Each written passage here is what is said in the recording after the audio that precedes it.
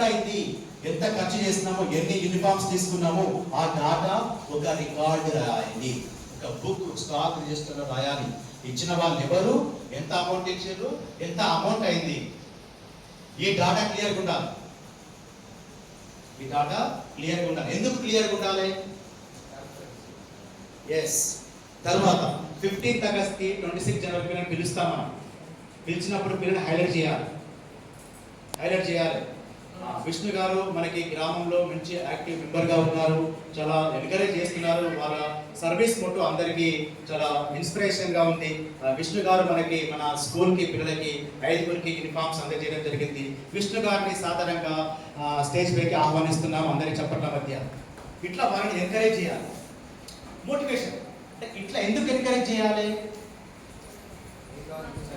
Yes, అరే ఆ విష్ణు ఇచ్చాడు కదా, మరి నేను ఎందుకు ఇవ్వకూడదు, కనీసం రెండోది ఇస్తా అన్నది స్టార్ట్ అవుతుంది. అంటే ఒకరిని ఇన్స్పైర్ చేయడం కోసం మనం ఇలా చేసుకోవాలి. ఇంకా పిల్లల పేరెంట్స్ తెచ్చుకుంటారనుకోండి, మాకు ఎవరు సంప్రదాయాలు ఇస్తాం, మా పిల్లలకి వేరే ఇస్తాం అనుకున్నాను, ఇంకా సంతోషం. రైట్.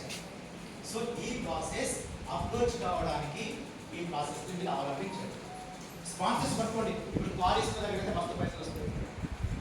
ఇక్కడ కార్ వేసి పిల్లలు ఉంటాయి కదా, పెద్ద పెద్ద రోడ్యాలకు స్కూల్ ఉంది, రోడ్యాలకు స్కూల్ దగ్గర మొత్తం ఉంటారు, ఫుల్ పైసలు వస్తాయి. మనం అడిగంటే అమ్మాయిగా పెట్టేది అన్నట్టు మనం వెళ్ళాలి, దీని ఇంపార్టెన్స్ తెలియజేయాలి, కరెక్ట్ వేలో చెప్పగలగాలి, దాన్ని మనం మిస్యూజ్ చేయకూడదు.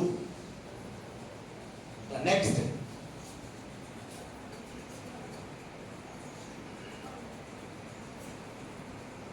ఇక స్కూల్లో మనం చేసే ప్రోగ్రామ్స్ ఏంటివి?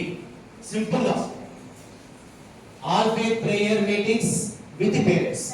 ఇప్పుడు మనం ఒక ప్రోగ్రామ్ కండక్ట్ చేస్తున్నాం అంటే ఖచ్చితంగా పేరెంట్స్ ఇన్వైట్ చేయాలి. ఎందుకు ఇన్వైట్ చేయాలంటే మా పిల్లవాడి పర్ఫార్మెన్స్ ఎలా ఉంది అని చూడడానికి వాళ్ళు వస్తారు, సంతోషపడతారు. ఈవెన్ మనం కూడా వెళ్తే కదా,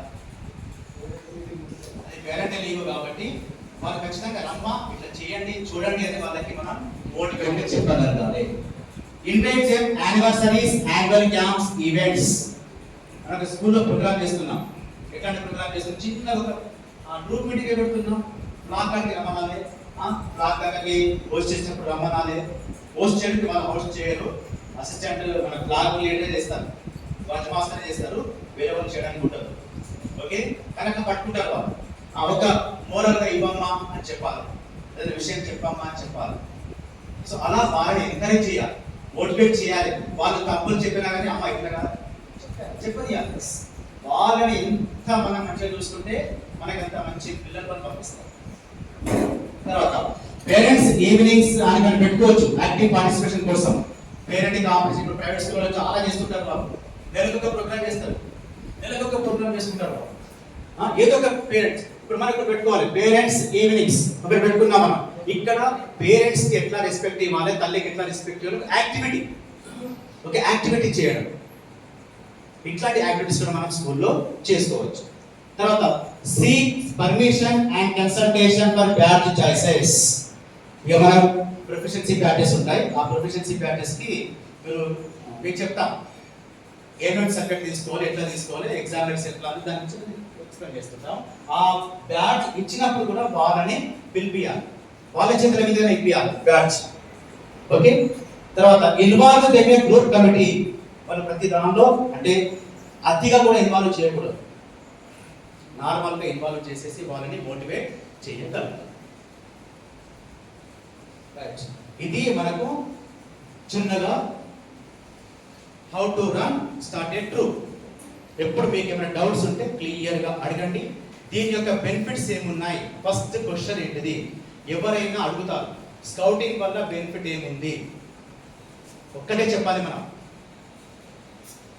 ఉద్యోగపరంగా బెనిఫిట్స్ ఉన్నా లేకపోయినా లైఫ్ స్కిల్స్ నేర్పిస్తారు, పిల్లల లోపల మోరల్ వాల్యూస్ని నేర్పిస్తారు, తర్వాత డిసిప్లిన్ అనేది వస్తుంది, ముఖ్యంగా దేశభక్తి అన్నది డెవలప్ అవుతుంది.